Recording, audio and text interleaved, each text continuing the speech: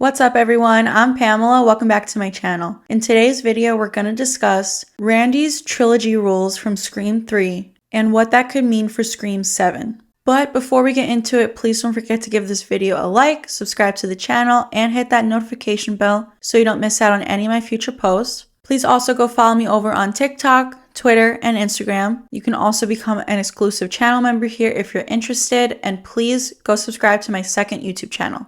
Let's get into it.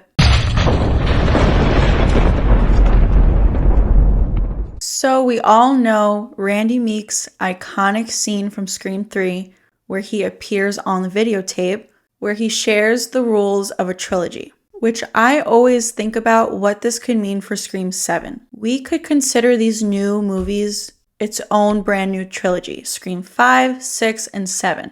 Especially because we did just find out from a new Skeet Ulrich interview that Sam's storyline was pitched to him as a 3-movie arc. So, Randy's trilogy rules say, true trilogies are all about going back to the beginning and discovering something that wasn't true from the get-go. The past will come back to bite you in the ass. Whatever you think you know about the past, forget it. The past is not at rest. Any sins you think were committed in the past are about to break out and destroy you. So I've always said here on my channel that this could mean a lot of different things. Obviously in Scream 3, this turns out to be about Roman. So it's all about going back to the beginning.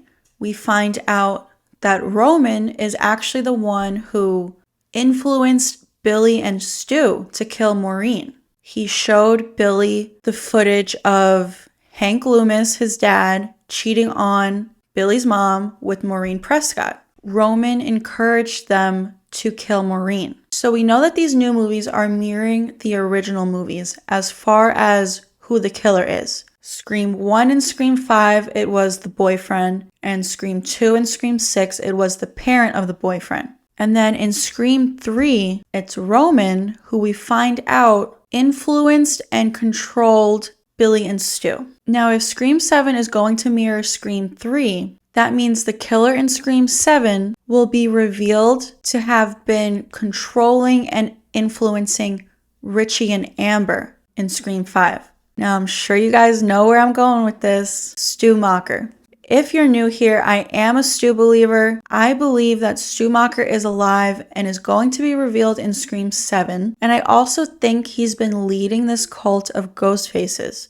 Plenty of clues that point towards this. I think that Richie, Amber, Jason, and Greg were all a part of Stu's cult. There are a couple of clues that point towards this in both Scream 5 and Scream 6, but right now I'm just going to talk about Scream 5 with Richie and Amber. Amber reveals that her and Richie met each other on the Stab subreddit. They met online, which is where I think Stu is recruiting people for his cult. I met Richie on the Stab subreddit.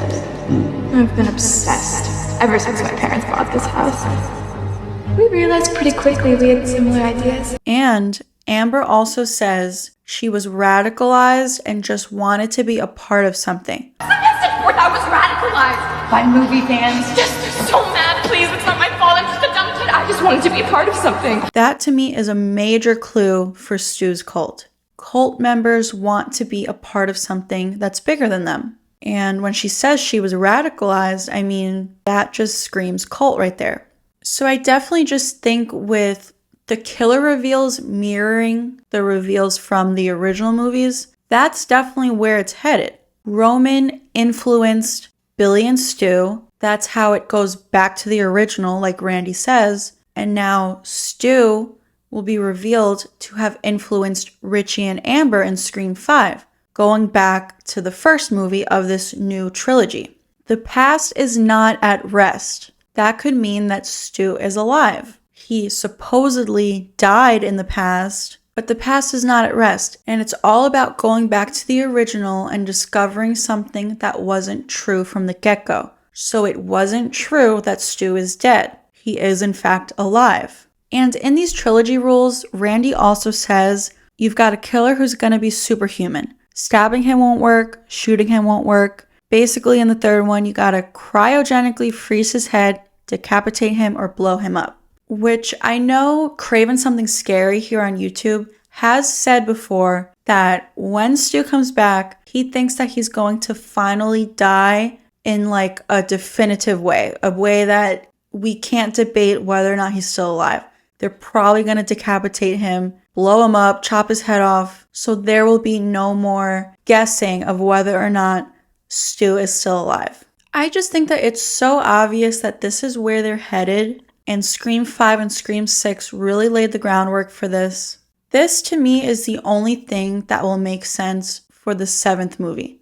I mean, I've said a ton on my channel before, do we really want another new set of killers in the 7th movie? I mean, every single Scream movie, it's always been a brand new set of killers. And at this point in the 7th movie, is that really what you want to see again? Another set of strangers that we don't really care that much about? You know, the reveal in Scream 6, I just didn't care that much. I didn't care about Ethan or Quinn or Bailey, really.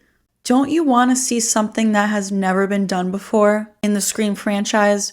Bringing back a killer from the first movie? I mean, we got to do something different and shocking for the 7th movie. And I want to see it come full circle.